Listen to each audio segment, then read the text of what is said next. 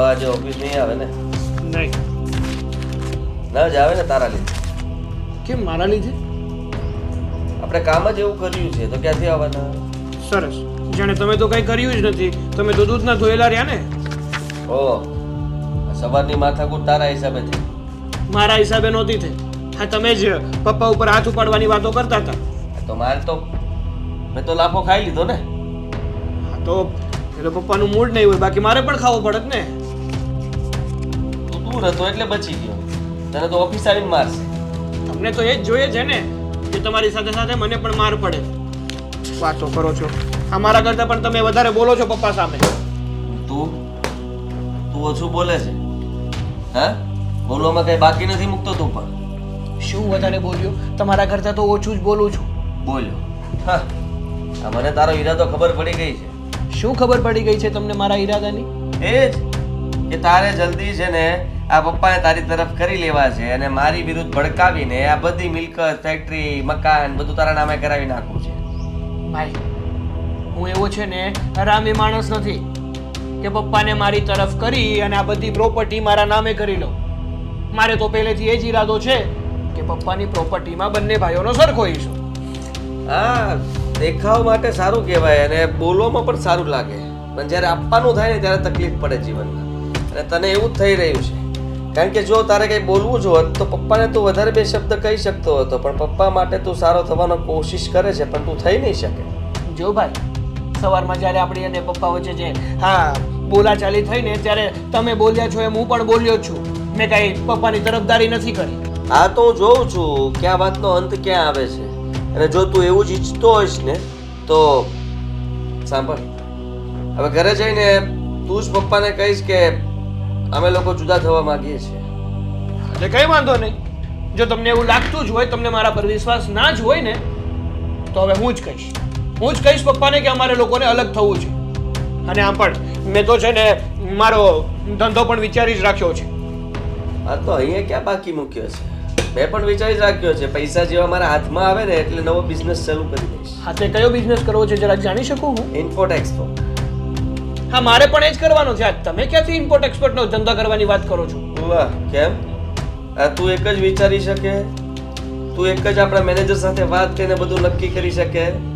તું એક જ આ ફોરેન લાયસન્સની બધી આ ટ્રીટમેન્ટ પ્રોસેસ બધી પૂરી કરી શકે? તને એમ હશે ને કે મને કંઈ ખબર જ નહીં પડતી હોય, કે ભાઈને તો કંઈ ખબર નહીં પડે, પહેલાં બધું જ કમ્પ્લીટ કરી નાખું. હા, તે કંઈ વાંધો નહીં. તમે તમારી રીતે બિઝનેસ કરો, હું મારી રીતે કરીશ. શું ફેર પડે છે? કરવો છે તો બંનેને બિઝનેસ જ ને. હા, હું તો કઈ અલગ બિઝનેસ કરવાનો છું. આ તો તારી જાણ ખાતર મેં એટલા માટે કહ્યું કે તને ખબર પડે કે તારી ઉપર મારી નજર છે. તું હલે ને તો પણ મને ખબર પડી જાય છે. અરે વાહ, જાણે તમે શું કરો છો એની મને ખબર જ નથી. હા, તને શું ખબર હોવાની? આઈ છું તારો. અને સાંભળ, આ ઇમ્પોર્ટ એક્સપોર્ટના ધંધા કરવા હોય તો કરજે, પણ પેલા પપ્પાને મનાવી લે કે આ જુદા રહેવા માટે હા પાડી દે અને પ્રોપર્ટીના ભાગ પાડી દે. તો બાય ધ વે ભાઈ, કાઇન્ડ યોર ઇન્ફોર્મેશન, તમને પણ જણાવી દઉં કે તમે શું કરવા માંગો છો. શું? તમે છે ને આપણા જાણીતા એવા બિઝનેસમેન મતલબ કે નટવરભાઈ સાથે મળીને એમના ધંધામાં ભાગીદારી કરવા માંગો છો. તમને શું લાગે છે કે મારી બધી જાણકારી તમે રાખો છો તો તમારી જાણકારી હું નહીં રાખતો હોય? આ બહુ ખરાબ આદત કહેવાય. હા, તો તમે કરો છો એ સારી આદત કહેવાય. નાના ભાઈનું ધ્યાન રાખું છું. હા, તો મોટો ભાઈ શું કરે છે મારું પણ કર્તવ્ય બને છે કે એનું ધ્યાન રાખો. જાસૂસી કરે છે તું. હા, તમે પણ એ જ કરો છો. સાંભળીને બોલો. આ તને પણ ખબર છે ને મને પણ ખબર છે. આપણે બંને આ મિલકતમાંથી ભાગ પાડીને જુદા થઈ જવું છે. હા, તને પણ કોઈ પરિવાર પ્રત્યે લાગણી નથી. તું તારું વિચારે છે, હું મારું વિચારું છું. એટલે સીધો અર્થ છે કે તું પણ જેટલો કટ્ટર છો ને એટલો હું પણ છું. હા, તો હવે એક કામ કરીએ ને આપણે.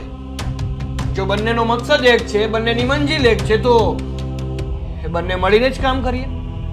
હા, હું તો મારું કરાવી લઈશ, તારું તું જોઈ લેજે.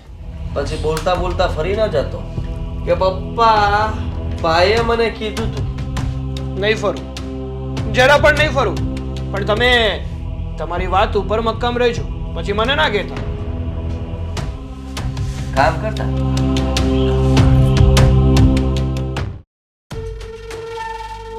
સભા ભેગી કરી છે આ? હા, કઈ તો દીધું તમને કે મારે આ ઘરમાં નથી રહેવું. પણ બેટા હા, અને અમે લોકોએ પણ કહી દીધું છે કે અમારે પણ નોખા રહેવા જતું રહેવાનું છે. તો પછી આ ભેગા કરવાનું કારણ શું છે એ જણાવશો તમે લોકો? આ બંને ભાઈઓ શું વિચારીને બેઠા છો? તમે બંને હોવો તો સમજાવો. શું મમ્મી આમાં સમજવાનું હોય? નથી એકબીજાની સાથે રહેવું ગમતું તો એમાં શું થઈ ગયું? પોતપોતાની રીતે વ્યવસ્થિત એની લાઈફ જીવે. તમને શું વાંધો છે? અમને લોકોને વાંધો નથી તો સમજાવું છું ને મમ્મી. જો સાગર, આપણે લોકો અલગ તો થઈ જઈએ છીએ, એમાં ના નથી, પણ ફેસલો કરી લેજો. પછી પાછા ભેગા થવાની વાત તો ક્યારે આવી જ ન જોઈએ. અને આમ પણ મને આ લોકો સાથે રહેવું ફાવતું પણ નથી, એટલે સમજી વિચારીને ફેસલો કરી લો. બરાબર ને મમ્મી? મીરા, આ તમે ચારે જે ફેસલો કર્યો છે ને એ સારો નથી બેટા. હજી સમજી જાઓ ને, સમય છે તમારી પાસે.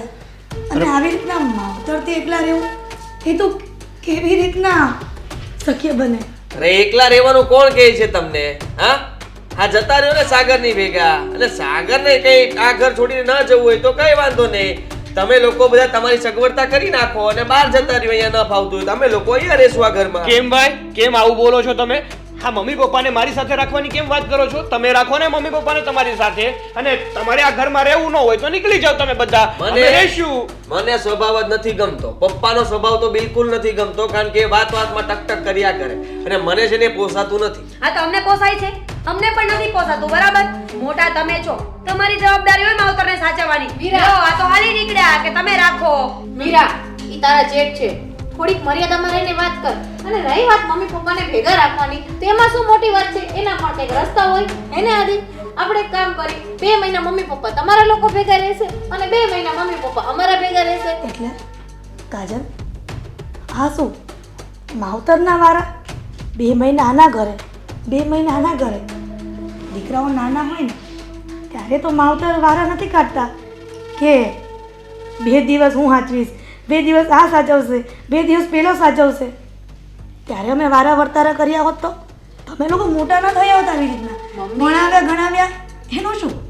મમ્મી, તમને 2 છોકરાને 2 વહુઓ સાથે રહેવાનો મોકો મળે છે. 2 મહિના એમની સાથે રહો તો તમને એમ થાય નાના છોકરા ભેગા રહ્યા, 2 મહિના અમારી સાથે રહો તો તમને એમ થાય મોટા ભેગા રહ્યા. એટલે કોઈને મન દુઃખ જ ન થાય. શું કહો છો આદિ? અરે બરાબર જ છે. અને આમ પણ આ વારા રેડી જ ગોઠવા છે એટલે છે ને ઉપાધિ ઓછી, તમારે બોલવાનું ઓછું થઈ જશે. જો તમારે જુદું થવું જ છે અને તમે નિર્ણય કરી લીધો છે, બરાબર? તો તમારે જુદું થવું હોય ને તો તમે અહીંયાથી તમારી રીતે જઈ શકો છો.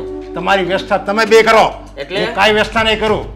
આ ઘર મારું છે અને જેને રહેવું હોય ને 2 મહિના મને તારી ભેગો, 2 મહિના આની ભેગો, એમ વાત કરો છો ને તમે રાખવાની. ખાલી જમવા માટે આવડો મોટો બંગલો છે તો એમાં સીધી વાત છે. ઉપરના માળે અમે લોકો રહેવા જતા રહેશું. આ એક રૂમમાં તમે પડ્યા રહેજો. 2 મહિના અમારે ત્યાં ખાઈ જાયજો અને 2 મહિના આને ત્યાં ખાજો. વાહ, આ દિવસ જોવા માટે જ તમને લોકોને મોટા કર્યા. નાની એવી 5x5ની રૂમમાં 5 દીકરાઓ સમાઈ જાય, પણ 5 કરોડના બંગલામાં ગરડા મા બાપ ન સમાય. હા, નો જ સમાય ને મમ્મી, કારણ કે આ ગઢા મા બાપ છે ને એમને શાંતિથી રહેવું તો હોય નહીં. આખા ઘરમાં બધી જ પંચાયત કરવી હોય. કયો દીકરો ક્યાં છે, કઈ વહુ શું કરે છે, કોણ કેટલું ખાય છે, પંચાયત કરીએ ને તો ક્યાંય ન સચવાઈએ. અને આમ પણ આ તમે બહાર કાઢવાની વાત શું કરો છો? ભાગ પાડી દો. ચાલો. આ બધી મારી મિલકત છે, મારે જેને દીવી હોય ને એને જ હું આપીશ. અને હા, તમે મારા દીકરા છો એટલે બાપ તરીકે હું ફરજ ભૂલીશ નહીં. તમારે જેને રહેવું હોય 2 મહિના તું આવજે રહેવા અને 2 મહિના તું આવજે. 2 મહિનાના અહીંયા રહેવાના વારા કાઢો, એ કરો, એ જ મારો નિર્ણય છે. અરે શું વારા કાઢો? આ ક્યાં જોયું છે તમે કે 2 મહિના દીકરા વારા કાઢે? અરે અમારી છે ને કાયદેસર આ મિલકતમાં વારસદાર કહેવાય, એટલે અમારો ભાગ લાગે તો અમારો ભાગ મને આપી દો ને. બરાબર, આ મિલકતમાં ભાગ જોઈએ છે પણ માવતરને સાચવવામાં એમાં ભાગ નથી પાડવો કે? અરે પણ ક્યાં ના પાડી? આ ભાભીએ કીધું ને એમ 2 મહિના એમની પાસે રહ્યો, 2 મહિના અમારી પાસે રહ્યો. સચવાઈ ગયા ને તમે લોકો? તમને જમ્યા વગર તો નહીં રાખીએ ને અમે. બીજો એક રસ્તો કરી નાખીએ. તમે અમારી ભેગા રહેજો, પપ્પા તમે સાગર ભેગા રહેજો. જાઓ. હા, અને અમે લોકો સાચવી જ છે ને તમને બીજું તમારે જાતિ જિંદગી જોઈએ શું મમ્મી? તમે જ કીધું ને ભાગ પાડવા છે તો ભાગ પાડી દીધા. મિલકતની સાથે ભાગ પાડીને તમારાય ભાગ પાડી દીધા. આ પપ્પાના ભાગમાં છે ને સાગર ના આવ્યા અને મારા ભાગમાં તમે આવ્યા. બસ. હા, મમ્મીને પોતે લઈ જશે ને એટલે મમ્મી ઘરના બધા જ કામ કરે અને આ મહારાણી આખો દિવસ ફોનમાં પડ્યા રહે. ઓ ભાઈ, મમ્મી છે ને એ મારી સાથે રહેશે, તમારી સાથે નહીં. તમે નક્કી નહીં કરો એ. હા કેમ? હા, અને પેલા ધીમા અવાજે બોલો કેમ કે તમારા જેઠ છે, મર્યાદા ભૂલવાની કોઈ જરૂર નથી. અરે Oh my ભાભી! God! કાજલ સસરાની સામે ગમે તેમ બોલી શકે તો વાંધો નથી, એ મોટા નથી. બાકી મારા જેઠ મોટા છે એમ. હું છે ને તમારી જેમ મોઢા નથી દોડતી, ઊંચા અવાજે નથી બોલતી. ઓકે? ઓકે, હું તો બોલીશ. મમ્મી મારી સાથે રહેશે. કોણે કહ્યું? મેં. મમ્મીને પહેલા પૂછો. મમ્મી કહી દ્યો ને એકવાર કે તમને મારી સાથે જ ફાવવાનું છે. અને હંમેશા માં છે ને મોટા દીકરા સાથે જ સારા લાગે. ના કે હવે તમે લોકો નક્કી કરશો કે અમારે કોની સાથે રહેવું અને કોની સાથે નહીં. હાલો તમે નક્કી કરો ને તમારે કોની સાથે રહેવું છે એટલે કામ પતે. આ ક્યારની મીટિંગ ભેગી કરી છે, કંટાળો આવે છે મને હવે. આ ભાગ પાડી દ્યો અને ચોખવટ કરી નાખીએ. બરાબર? આ તમે 3 ને અમે 3, વાત થઈ પૂરી. કેમ ભાઈ આમ 3 ને આમ 3, આમ 3 ને આમ 3 કેમ નહીં? મમ્મીને હું લઈ જઈશ. અરે હું કઈ પપ્પાને નથી રાખવાનો. એ સાગરભાઈ તમે લઈ જાઓ. સો ભલે વાતની તમારી એક વાઈફ વાત. કામ નહીં કરે. 100 વાતની એક વાત, આ ઘરના ભાગ નહીં પડે. જેને જુદ થવું હોય એ આ ઘરમાંથી હાલતી થાય. હાલતા થવાથી બે, અને તમે બે હાલતા થવાથી, અને તમને અહીંથી કાંઈ નહીં મળે. તમારે તમારી રીતે ધંધો કરો, મકાન કરો, બધું જ તમારી રીતે કરો. અને જેને રહેવું હોય એ અહીંયા મારી નીચે રહે. હું જે કહું એને પાલન કરવું પડશે. બસ આ જ મારો નિર્ણય છે. આમાં કોઈ ફેરફાર નહીં થાય. 2 મહિને તારે રહેવું હોય તો તું રહે, તારે રહેવું હોય તો તું રહે, અને બંને આજીવન રહેવું હોય તો બંને આજીવન રહેવું. બસ આ જ મારો નિર્ણય છે. ચલો સાગર ઉભા થાવ.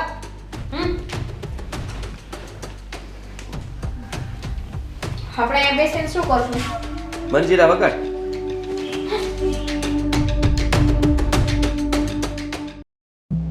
અરે તમે અહીંયા તો આવો. શું છે હવે? હા જુઓ, ઘરનું વાતાવરણ તમને ખબર છે કે ઘરમાં શું ચાલી રહ્યું છે, અને એના હિસાબે મારે તમારી સાથે થોડી વાત કરવી છે. આપણે મા દીકરો પ્રેમથી વાત કરીને, શાંતિથી વાત કરીને વાતને આગળ વધારીએ. હું એ જ કહેવા માંગુ છું કે તમે શાંતિ રાખો ને તો બધું સૌ સારાવાના થઈ જશે. તમારા લોકોના મગજ, તમારા મગજ છે ને એટલા ગરમ છે ને કે ન થવાનું થઈ રહ્યું છે. એ જ હું કહેવા માંગુ છું. હા, સાગરનો મગજ સાવ ખરાબ છે. અને તારો, તું પણ એવો જ છે ને. તારા વખાણ કરવા જેવા નથી.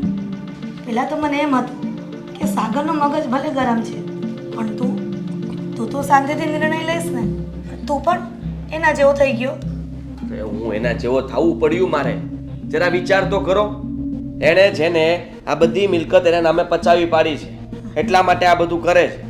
હું તમારો ડાયો દીકરો છું અને તમને સમજાવવાની કોશિશ કરું છું. પપ્પાને સમજાવો અને કહી દો કે આપણી ફેક્ટરીના 2 ભાગ પાડી દે, આ મકાનના 2 ભાગ પાડી દે, પ્રોપર્ટીના સરખા હિસ્સે ભાગ પાડી દે, એટલે બધું સમાધાન. વાહ, તમને બંને છોકરાઓને તો એવું થતું હશે ને કે આ બધી પ્રોપર્ટી બાપ દાદાની ભેગી કરેલી મિલકત છે. ના બેટા, આ શૂન્યમાંથી સર્જન કરેલું છે તારા પપ્પાએ, અને મેં પણ એમાં ભોગ આપ્યો છે, ઘર કસર કરી છે, ત્યારે આટલું થયું છે. મને ખબર નહીં તો છે, ન થાય. ખબર છે મને કે તમે ખૂબ મહેનત કરી છે, અને પપ્પાએ પણ આટલી મહેનત કરી છે. મને એ વાતનો ગર્વ છે, અને એટલા માટે જ કહું છું મમ્મી, આ પપ્પા મારી વાત માનશે નહીં. એમને તો હું ગમતો નથી, મારા શબ્દો ગમતા નથી, અને માનું છું કે મારાથી ભૂલમાં એમની સામે ગુસ્સામાં કંઈ બોલાઈ ગયું છે. પણ હા, ગમે તેમ તો પપ્પાનો સ્વભાવ એવો જ મારો સ્વભાવ. હા, નમવું મને ગમતું નથી. એટલા માટે પપ્પા પાસે જો સોરી કહેવા જઈશ ને છતાં પણ એમ જ કહેશે કે આ મિલકતના ભાગ પડાવવા માટે તું સોરી કહે છે. અને દિલથી મને ખોટું લાગ્યું છે, સાચું કહું છું.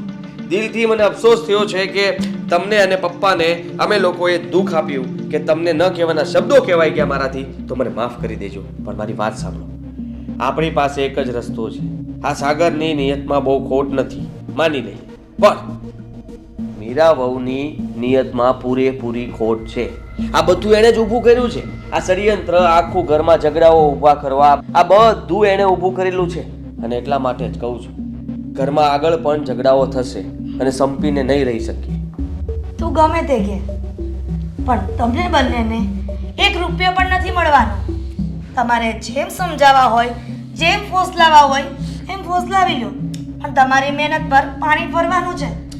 અમે તમને 1 પણ રૂપિયો નહીં આપે, 1 ફૂટી કોડી પણ નહીં આપીએ.